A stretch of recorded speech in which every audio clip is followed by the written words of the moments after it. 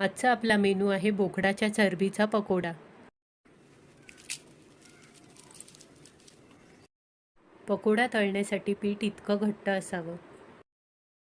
बोकडाची चरबी स्वच्छ धुतली आहे. चरबीचे तुकडे एवढ्या आकाराचे घ्यायचे आहेत. जर तुम्ही जास्त जाड घेतली तर ती शिजणार नाही. तेल गरम झालं आहे. पकोडे सोडून घेऊ.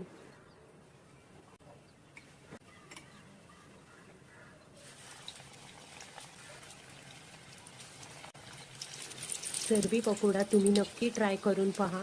पकोड्याचे कवर वरतून क्रिस्पी लागते आणि आतून चरबी सॉफ्ट लागते.